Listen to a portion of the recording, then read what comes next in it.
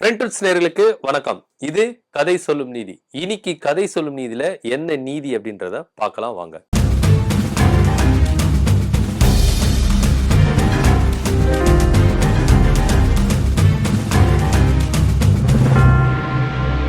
ஒருத்தர் அவர் நண்பர்கிட்ட வந்து என்ன பண்றாரு, 1000 ரூபாய் கடன் வாங்குறாரு. கடன் வாங்கிட்டு என்ன பண்றாரு, கொடுக்கறதுக்கு காலதாமதம் ஆகுது.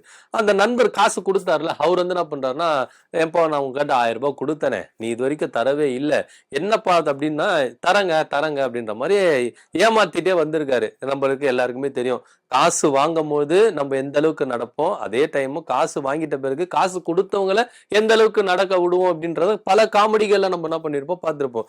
அந்த மாதிரிதான் இங்க ஒரு விஷயம் நடக்குது. இந்த விஷயம் இப்படியே போயிட்டு இருக்கும் பொழுது அந்த காசு கொடுத்தாருல, அவர் வந்து என்ன பண்ணாரு, ரொம்ப வந்து சோர்வடைஞ்சிட்டு இதுக்கப்புறம் இவர்களை போய் கேட்டா நல்லா இருக்காது, இதை வந்து என்ன பண்ணணும், பஞ்சாயத்துக்கு எடுத்துட்டு வரணும் அப்படின்ற மாதிரி இந்த ஊர் பஞ்சாயத்து தலைவர் கிட்ட என்ன பண்ணுது, இந்த விஷயங்கள் வருது. எமர்ஜென்சின்னு வந்து கேட்டாரு. அப்ப நான் என் கையில இருந்து 1000 ரூபாய் கொடுத்தேன். ஆனா திருப்பி கேட்டா இவர் வந்து இது மாதிரி ஏமாத்திட்டு வர்றாரு, கொடுக்கவே மாட்டேங்கிறாரு. இவருக்கு காசெல்லாம் வருது, ஆனா இருந்தாலும் எனக்கு காசு கொடுக்கறதுக்கு இவர் வந்து என்ன பண்றாரு, காலதாமதப்படுத்துறாரு. என்ன விஷயம் அப்படின்னு கேளுங்க அப்படின்னு சொல்லும்போது, அந்த காசு வாங்குற நபர் என்ன சொல்றாருன்னா, ஐயா நான் கொடுத்துறேன், எனக்கு வந்து ஒரு 2-3 நாள் வந்து என்ன பண்ணுங்க, டைம் கொடுங்க, நிச்சயமா நான் கொடுத்துருவேன், இந்த வாட்டி நான் தவற மாட்டேன். இது வந்து பஞ்சாயத்து வரைக்கும் வந்ததுனால இது சீரியஸ்னஸ் எனக்கு புரியுது, அதனால வந்து என்ன பண்றேன், இந்த காசு வந்து நான் நிச்சயமா கொடுத்துறேன் அப்படின்ற மாதிரி அங்க ஒரு பஞ்சாயத்து பேசி என்ன பண்ணாங்க, சரி ஓகேப்பா 2 நாள்ல வந்து என்ன பண்ண உங்க காசு கொடுத்துருவாங்க, இல்லைன்னா நீங்க என்ன பண்ணுங்க, இவர் மேல வந்து புகார் கொடுங்க, இவருக்கு என்ன நடவடிக்கை எடுக்கணுமோ அந்த நடவடிக்கை எடுத்துடலாம் அப்படின்ற மாதிரி சொல்றாங்க. சரின்னு சொல்லிட்டு இந்த பஞ்சாயத்தெல்லாம் முடிச்சுட்டு வெளியே வரும்போது இந்த 1000 ரூபாய் வாங்கினார் பத்தியா, இவர் வந்து என்ன பண்ணாரு, ஒரு 500 ரூபாய் வந்து என்ன பண்ணிருக்காரு, கொடுத்திருக்காரு.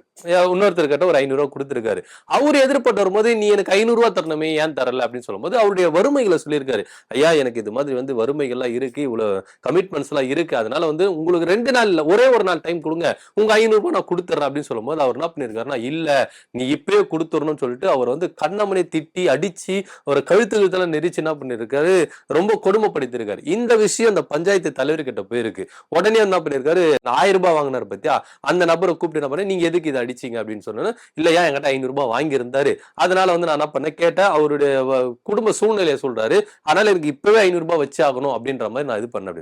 நீ ஒருத்தர் கேட்ட 1000 ரூபாய் வாங்கினல, அப்போ நீ 2 நாள் டைம் கேட்டல, அது உனக்கு கொடுத்தல, அதே உங்ககிட்ட 500 ரூபாய் வாங்கினவனுக்கு நீ ஏன் 2 நாள் ஒரு நாள் கொடுக்க கூடாது, ஏன் இந்த மாதிரி கழுத்தை நெரிச்சு அவருக்கு வந்து இவ்வளவு டிமாண்ட் கொடுக்குற, இவ்வளவு நெருக்கடி கொடுக்குற, அப்போ நீ ஒருத்தர் கிட்ட 1000 ரூபாய் வாங்கின, அதுக்கு இத்தனை நாள் கொடுக்காம ஏமாத்திட்டு வந்து 2 நாள் டைம் கேட்ட, உனக்கு நான் 2 நாள் டைம் கேட்டேன், ஆனா உன்கிட்ட ஒரு 500 ரூபாய் வாங்கினவனுக்கு ஒரு நாள் டைம் கொடுக்கறதுக்கு நீ வந்து இந்த மாதிரி வந்து கொடுமைப்படுத்துறிய, முதல்ல இவரை பிடிச்சு என்ன பண்ணுங்க, ஜெயில போடுங்க அப்படின்ற மாதிரி என்ன பண்ணிருக்காங்க பஞ்சாயத்து தலைவர் சொல்லியிருக்காங்க. இதுல என்ன நீதி அப்படின்னு பாத்தீங்கன்னா, நம்ம என்ன பண்ணணும்னா கொஞ்சம் இரக்கம் காட்டணும். நம்மளுக்கு ஒருத்தர் இரக்கம் காட்டுறாங்கன்னா நமக்கு கீழே இருக்கிறவங்களுக்கு நம்ம இரக்கம் காட்டணும் அப்படின்றது தான் இந்த கதையோட நீதி.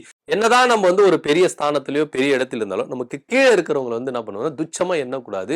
அவங்களுக்கு நம்மளால என்ன செய்ய முடியும், நம்மளால அவங்களுக்கு என்ன இரக்கம் காட்ட முடியுமோ அந்த இரக்கத்தை காட்டணும் அப்படின்னு சொல்லிட்டு. ஏன்னா நமக்கு வந்து ஒருத்தருக்கு வந்து இரக்கம் காட்டுறாங்க, அதே இரக்கத்தை நம்ம என்ன பண்ண மாட்டோம், மத்தவங்களுக்கு காட்ட மாட்டேங்கிறோம். அப்படி காட்டலைன்னா நம்மளுக்கு இரக்கம் காட்டினாங்க பத்தி அவங்க என்ன பண்ணுவாங்க, நம்மள வந்து கழுத்தை நெரிப்பாங்க, நம்மளுக்கு இரக்கம் காட்ட மாட்டாங்க, நம்மளுக்கு எந்தெந்த நெருக்கடி கொடுக்கணுமோ அந்தந்த நெருக்கடி கொடுப்பாங்க அப்படின்றதான் இந்த கதையுடைய நீதி. நாளைக்கு கதை சொல்லும் நீதியில நான் உங்களை சந்திக்கிறேன். நன்றி, வணக்கம்.